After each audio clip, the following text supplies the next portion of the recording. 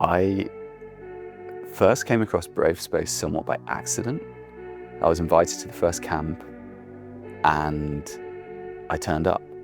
It was purely by accident. And what then drew me in to brafe.space was that at this camp, I felt I was not there as a tech founder. I was there as Jake, and all of my interests in different parts of myself, from my music to my fears, could be included in every conversation. And I was like, cool, I want to do more of that. The very big shift I had with resonance was in the context of my circle. While, having this longer exposure to someone's life's complexity, and this process of detaching a person from a box and really seeing the human behind that label or that thing that you connect or you are angry towards, or etc. So yeah, my recall is really from circle experiences. So I found myself attending a camp, and that's how I came to brafe.space. So I was invited, but there was a conscious moment of making a decision to be more in brafe.space, and I think that's what I would say.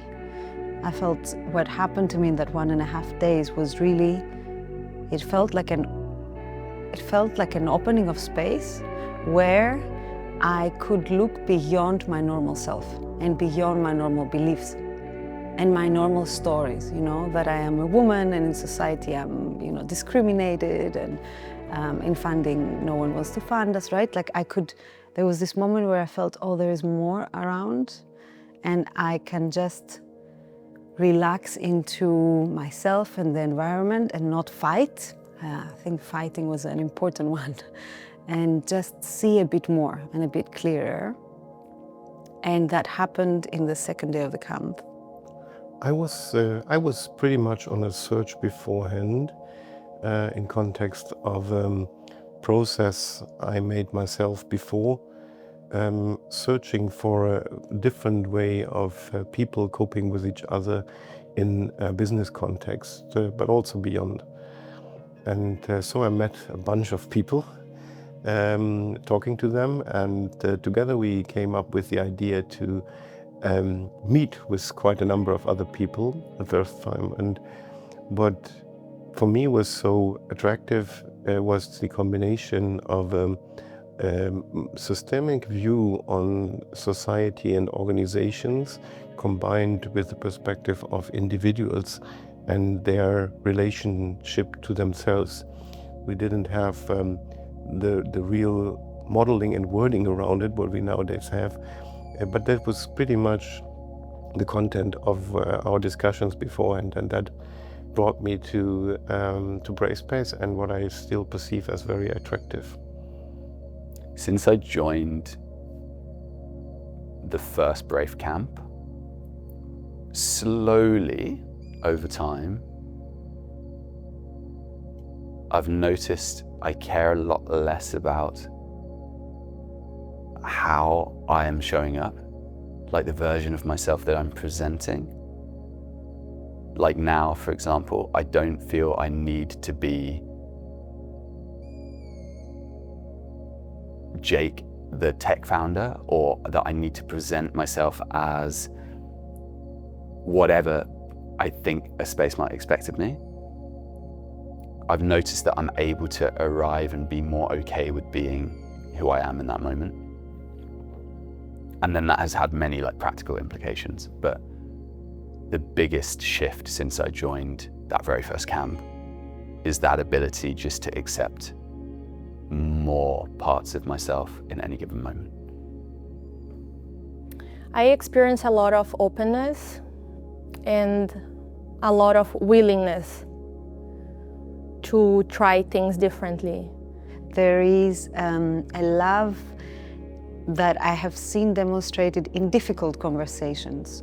I feel there's an element of trust, and for me trust and love go hand in hand, and so I feel like we are really a community that would just trust each other, care for each other, even if we're different, and even if we piss each other off sometimes or disagree.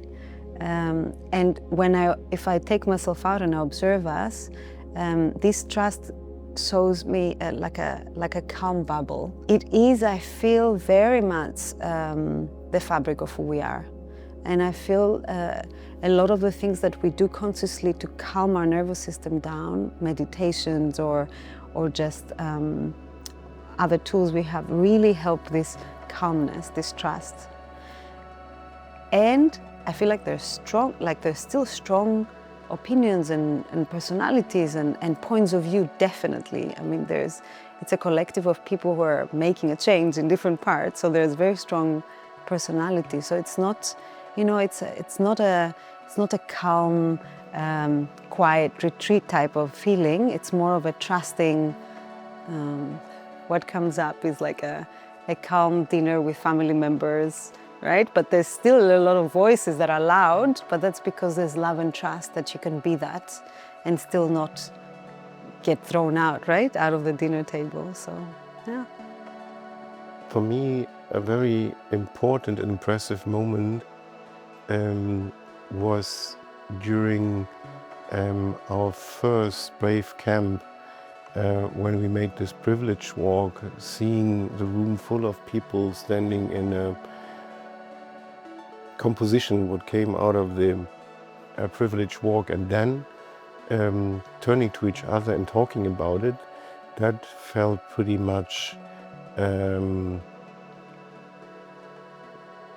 along my expectation to see this combination of a more systemic approach and then seeing what that makes with individuals in that moment.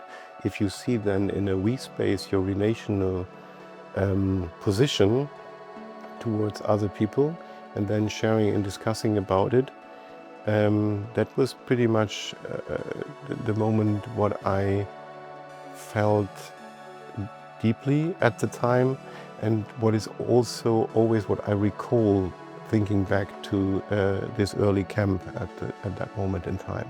And I think it's pretty much also the foundation from where we started and what still is part of brafe.space. I feel that many things have changed. I sense that one of the biggest points for me is this increase in my confidence while occupying this space with people that are coming from so many different backgrounds, especially people way more privileged. I can really sense that I did not have that before. I really had somehow a fear or an insecurity or a very deep sense that I am being judged. I always had this process of trying to be smarter or look or sound more serious based on previous encounters and situations I have experienced since I live here in Germany. And I see that the more I am engaged with this, the more I see this increase on my confidence in interacting with people despite their backgrounds or what they are in society.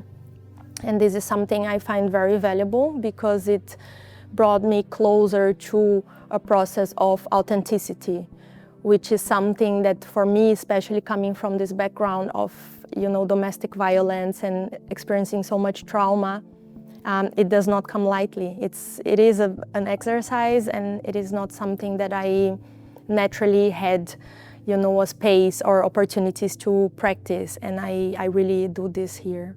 And over the last years and our general approach, having this framework of values on the one side and some structure in the way we work together, that helped me a lot in understanding myself, but also my relation to other people. Within brafe.space, there's so much trust that I can just immediately go deep with someone from a totally different background who shares totally different beliefs to me. And that's like a really distinct characteristic that I don't experience in other spaces. But then there is also a really healthy tension in the community I see even in my own circle, where we have 8 of us, these are people who I would not come across in my day-to-day life. Or at least I wouldn't build a close connection with these people in my day-to-day life. I feel we are experimenting a lot. And it's really large net of mushrooms interconnected and, you know, doing their thing in different ways and forms and realms, and going inwards and impacting the systems and getting resources and investing in companies and learning about the process of investing and what kind of investor you are, or as a founder, you know, what type of support you want and what type of people you want involved with you. So there are so many layers to it, and it's so fast that we go from something very deep, very vulnerable and very personal into a larger picture of what's happening out in the world and how we can actually practically do something to support each other and to push these changes and, you know, the transformation we want to see out there. I feel that in brafe.space I have really allowed myself to expand, almost like, you know, when you just like fall down on the sofa and don't care how much space you take, right? You know, in this expansion, or like, I cannot be alone in it. So there is a fear that comes up with the potential thought that maybe I won't have brafe.space anymore, because now I'm this like person who has this transitional Irini that has allowed herself to just be and relax, and so I need, very selfishly, I feel like I need to make sure that there's this space that can hold this version of me, or this evolving version of me exists. And what I would love the community to continue being is not lose this intimacy that we have as we grow, but also to grow, because the more we grow, the more we include, and the more I can expand. It's a process where you're constantly sensing, and actually sensing without too much response, really sensing. And a term that I use a lot at work now, and I think it comes from my experience with brafe.space, is just take a breath. It's like, we don't have to react right now. Sure, we probably have to react, be it tomorrow, next week, whatever. But first, let's just allow this wave to kind of go over us. I found that I'm able to be more open in inviting people that perhaps have been hurtful or I have had difficult relationships with to show up again. Either the same, in a way that won't affect me, or different. And that's certainly been something that I have developed through Brave, of how might I see someone very different with this trust and love and compassion. So that happened in my personal life. In my professional life, I have definitely calmed down. And I feel that, but also people tell me that. I have created this, I have managed to feel and therefore emit this spaciousness in times of really like intense, intensity, where we have to make decisions, where maybe cash is running out or change needs to be made. Like, I have learned myself to almost like expand my belly first before focusing, and I definitely see it in my business. They tell me also. Funnily enough, just 2 days ago, 2 of my colleagues were saying, we hold the tension now, we hold the tension. That's a very brave thing to say, right? It's like, it's uncomfortable, but we hold the tension. The hardest thing to do is to hold the tension. And I was like, oh, wow, look at how this language has just like rolled over, spilled over, so. I think based on the rules and the formats we have, it's for me very easy to interact with a broad variety of people, being members of brafe.space with their very different backgrounds and life histories. And that makes it so easy to interact with them, learn from them, and feel them literally, compared to just understand them on a more cognitive level. So I think that is a wonderful opportunity for me to meet people with a similar mindset in a way, but at the same time being so different, and that in this relational space it is easy to dive into their worlds, my worlds, and create something new out of it. So at brafe.space, there is discomfort, there is tension at times, and experiencing that discomfort and learning to be okay with sometimes feeling discomfort is one of the biggest things I've learned at brafe.space. And it's, for me, a way also of including perspectives that are outside of my normal worldview. Because what I often think, or what I previously thought was a perspective I was intellectually dismissing, that I disagreed with, I noticed over the last few years with brafe.space is actually something that I'm physically rejecting. I'm feeling discomfort in myself, and I so don't want to feel that discomfort that I'm reacting to get that discomfort away. And that when I can sit with that discomfort and include that discomfort, a whole new world of possibilities open up for how I connect to different perspectives and different ideas. If more people had access to this space, I believe we could transform many realities. The repetition of Irini being like that over the past 4 years, that has allowed me to be someone new, you know? Someone more relaxed, more authentic, or in transition also, right? I like this new person too. This is much more fun. And brafe.space to me is a space where I learn how to interconnect my mind, my heart, my body, and to really use these learnings to first properly take care of myself and see what my needs are. And then eventually it gives me the tools to transform things that are outside of myself. For me, the most important thing we are doing together, are practicing together, is the integration of multi-perspectivity for yourself and for organizations. That's for me really the most important part of it. I deeply feel we are exercising how to truly love if I integrate it all. I have the hope that we can find even better solutions here and find out a level of innovation, what we introduced for personal development, but also relational development.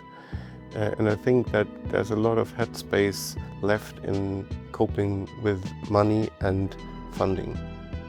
I think if brafe.space were a living organism, it would have a very, very slow, strong, steady heartbeat. Exceptionally slow. I'm thinking of a whale. That it's always there, and you know the next beat is going to come. The pauses between those beats might be enormous and it might be unnerving, but the next beat will come. And at some point, when you've been experiencing this rhythm long enough, you get more and more confidence, the next beat will come until you stop expecting it or listening for it.